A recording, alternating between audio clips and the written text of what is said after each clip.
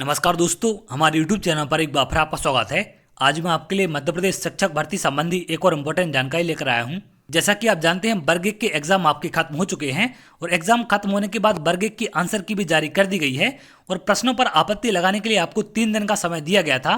तो वर्ग 1 को लेकर आप लोग के लगातार बड़ी संख्या में कमेंट आ रहे हैं। कुछ कमेंट मैंने आपके यहाँ पर लिए हैं। पहला कमेंट है कि सभी विषयों में नॉर्मलाइजेशन होगा या फिर कुछ विषयों में होगा। बहुत सारे अभ्यर्थी ऐसे भी कमेंट करते हैं कि सर ये पात्रता परीक्षा है तो इस बार नॉर्मलाइजेशन नहीं किया जाएगा। इसके साथ साथ कुछ लोगों की कमेंट है कि सर किन प्रश्नों पर आपत्ति लगाने से हमें फायदा मिल सकता है, क्या सभी पर आपत्ति लगाना चाहिए नहीं लगाना चाहिए। बहुत सारे अभ्यर्थियों के कमेंट आते हैं कि सर एक सब्जेक्ट में 50 प्रश्नों पर 80 प्रश्नों पर आपत्ति लगाई गई है तो क्या सभी को हटाया जाएगा या फिर किस प्रकार से आगे की प्रक्रिया होती है। और कुछ कमेंट ऐसे भी देखने मिले हैं कि सर हम लोग आपत्ति नहीं लगा पाए हैं तो क्या हमें उसका फायदा मिलेगा या नहीं मिलेगा, या फिर जो प्रश्न एग्जाम में गलत आए हैं और वो हमने अगर अटेम्प्ट नहीं किए हैं तो क्या उसका फायदा हमें मिलेगा या नहीं मिलेगा। तो इन सब के बारे में एक एक करके हम बात करेंगे। वर्ग 1, वर्ग 2, वर्ग 3 तीनों के लिए इंपॉर्टेंट है क्योंकि लगभग सभी परीक्षाओं में इसी प्रकार की प्रक्रिया होती है। चाहे शिक्षक भर्ती की बात करें या फिर इसके अलावा जो आपकी अदर परीक्षाएं होती हैं उन सब में भी इसी प्रकार की प्रक्रिया की जाती है। तो जैसा कि आप जानते हैं, वर्ग 1 की विज्ञप्ति जारी की गई थी। विज्ञप्ति में यहाँ पर एक पॉइंट है 2.9। इसमें अगर आपने देखा हो, त्रुटिपूर्ण प्रश्न उसका निरस्तीकरण एवं बदले में दिए गए अंक। इसमें यहाँ पर लिखा हुआ है, परीक्षा उपरांत मंडल द्वारा अभ्यर्थियों से प्रश्न पत्र के विषय में आपत्तियां आहूत की जाती हैं। तदनुसार विषय विशेषज्ञों से प्रश्न पत्र के आपत्तियुक्त प्रश्न का निरीक्षण कराया जाता है। निम्नलिखित कारणों से प्रश्न निरस्त किए जाते हैं। तो बहुत सारे अभ्यर्थियों के जो कमेंट हैं कि सर 150 प्रश्नों में से 50 प्रश्नों पर, 60 प्रश्नों पर या 70 प्रश्नों पर आपत्ति लगाई गई है तो क्या इन सबको हटा दिया जाएगा। तो ये चीज आप भी जानते हैं कि 150 प्रश्नों में से 50, 60 या 70 की संख्या में क्वेश्चन गलत नहीं हो सकते, तो इतने प्रश्न हटना पॉसिबल नहीं है। अब ये बिल्कुल भी जरूरी नहीं है कि जिन प्रश्नों पर आप आपत्ति लगाएं उनको हटाया जाए, क्योंकि बहुत सारे अभ्यर्थी ऐसे भी होते हैं जो सही प्रश्नों पर आपत्ति लगा देते हैं। उनको लगता है कि ये प्रश्न गलत है लेकिन वो वास्तव में सही होता है। तो सभी प्रश्न यहाँ पर नहीं हटाए जाते। अब किन कारणों से प्रश्नों को नष्ट किया जाता है वो तमाम कारण यहाँ पर बताए गए हैं। पहला कारण है प्रश्न की संरचना गलत हो, तो अगर आपका प्रश्न गलत आया है तो वो वहां पर हटाया जाएगा। अगला कारण है उत्तर के रूप में दिए गए विकल्पों में से एक से अधिक विकल्प सही हो, तो अगर एक से ज्यादा विकल्प आपके सही हैं तो भी वहां पर प्रश्न आपका हटाया जाएगा। अगला है कोई भी विकल्प सही ना हो, अगर चारों ऑप्शन आपके सही नहीं है तो भी वहां पर प्रश्न आपका हटाया जाएगा। अगला है यदि प्रश्न पत्र के किसी प्रश्न के अंग्रेजी एवं हिंदी अनुवाद में भिन्नता हो जिस कारण दोनों के भिन्न भिन्न अर्थ निकलते हों और सही एक भी उत्तर प्राप्त ना होता हो, तो ऐसी स्थिति में भी प्रश्न हटाया जाएगा कि जो आपका बाइलिंगुअल प्रश्न आता है उसमें इंग्लिश और हिंदी का ट्रांसलेशन गलत है तो भी इस कंडीशन में इसको हटाया जाएगा। अगला कारण क्या है, कोई अन्य मुद्रण त्रुटि हुई हो जिससे सही उत्तर प्राप्त ना हो या एक से अधिक विकल्प सही हो, तो ऐसी कंडीशन में भी हटाया जाएगा। अगला कारण यहाँ पर आपको बताया गया है अन्य कोई कारण जिसे विषय विशेषज्ञ समिति द्वारा उचित समझा जाए। तो इन तमाम कारणों के अलावा भी कोई और कारण ऐसे हो सकते हैं जो विशेषज्ञ समिति को सही लगेंगे, तो उनके आधार पर भी आपके प्रश्न हटाए जा सकते हैं।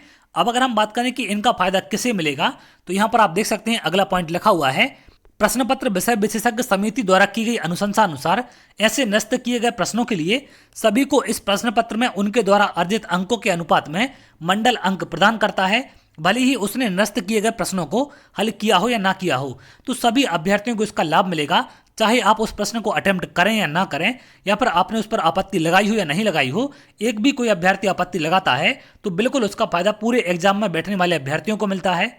अब यहाँ पर किस प्रकार से फायदा मिलेगा आपको अगर प्रश्नों को निरस्त किया जाएगा, तो जैसे एग्जाम्पल के लिए यदि 100 प्रश्नों में से 2 प्रश्न आपके निरस्त किए जाते हैं और मूल्यांकन के बाद यदि अभ्यर्थी के 98 प्रश्नों में से 90 अंक प्राप्त करता है तो उसके अंकों की गणना निम्नानुसार की जाती है। तो 100 में से अगर आपको 90 अंक प्राप्त होते हैं और 2 प्रश्न आपके हटाए जाते हैं तो 90 अंक आपको 100 में से प्राप्त होते हैं और 2 अंक हटाए जाएंगे तो इनकी 98 पर गणना की जाएगी। इसी प्रकार से जो आपका वर्ग 1 का एग्जाम हुआ है इसमें आप जानते हैं 150 प्रश्न हैं और 150 में से अगर मान लीजिए आपको 120 नंबर प्राप्त हुए हैं तो 120 आपको 150 में से मिले हैं, और मान लीजिए कि 150 में से 5 प्रश्न आपके गलत हैं तो 145 पर इसकी गणना की जाएगी और इस प्रकार से आपके यहाँ पर नंबर बनाए जाते हैं। अगर इसमें आप आगे देखें तो यहाँ पर आपको नॉर्मलाइजेशन के बारे में जानकारी दी गई है।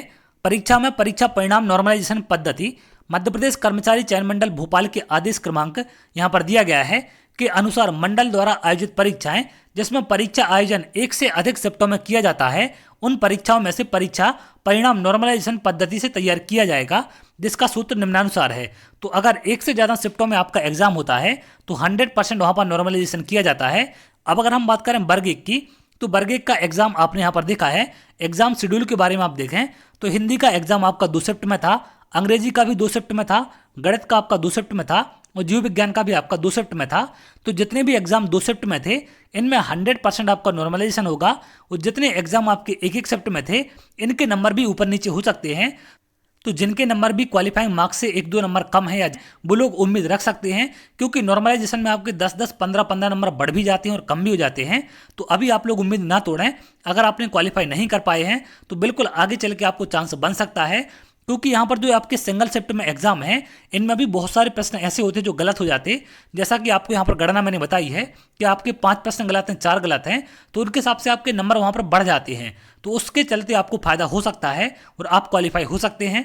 तो यहाँ पर जो भी एग्जाम आपके एक से ज़्यादा शिफ्टों में है उनमें आपका नॉर्मलाइजेशन होगा और बाकी के जो एक एक शिफ्ट में एग्जाम थे उनमें भी आपके नंबर ऊपर नीचे हो जाएंगे। इसके बाद आपको विज्ञप्ति में आगे तमाम जानकारी दी गई है, आप इन्हें देख सकते हैं। यहाँ पर अगला पॉइंट है प्रश्न पत्र के प्रश्नों के संबंध में अभ्यावेदन। तो आपके द्वारा जो त्रुटिपूर्ण प्रश्नों पर अभ्यावेदन लगाए जाते हैं या आपत्तियां लगाई जाती हैं उनके लिए आपको 3 दिन का समय दिया गया था, जो कि यहाँ पर आपको बताया गया है। अगला पॉइंट है मंडल द्वारा प्रश्न पत्र में त्रुटिपूर्ण प्रश्नों के साथ साथ परीक्षार्थियों से प्राप्त अभ्यावेदनों पर विचार उपरांत मूल्यांकन हेतु अंतिम की जाएगी। तो इसके बाद आपकी फाइनल आंसर की जारी की जाएगी। अभी आपकी प्रोविजनल है, क्लियर है। आपत्ति लगाने के बाद उनका निराकरण होगा, परीक्षण किया जाएगा। उसके बाद जो प्रश्न आपके अलग होंगे उनको अलग करने के बाद आपकी फाइनल आंसर की जारी की जाएगी और जो आपकी फाइनल आंसर की जारी की जाएगी उसमें कर्मचारी चयन मंडल के द्वारा जो निर्णय लिया जाएगा वही आपका अंतिम निर्णय माना जाएगा। ये सारी चीज़ें इसमें यहाँ पर क्लियर की गई हैं। तो उम्मीद करते हैं कि जो भी आपके डाउट थे, चाहे वो नॉर्मलाइजेशन को लेकर हो या फिर आपको नंबर मिलेंगे नहीं मिलेंगे, आपने आपत्ति लगाई नहीं लगाई, इन सब चीज़ों को लेकर आपकी सारी चीज़ें यहाँ पर क्लियर हो चुकी हैं। तो अगर आप ऐसी जानकारी चाहते हैं तो हमारे चैनल के साथ जुड़ सकते हैं, जिससे और भी इंपॉर्टेंट अपडेट आपको मिल सके। तो बहुत जल्द अगली वीडियो मिलेंगे, तब तक के लिए बहुत बहुत धन्यवाद।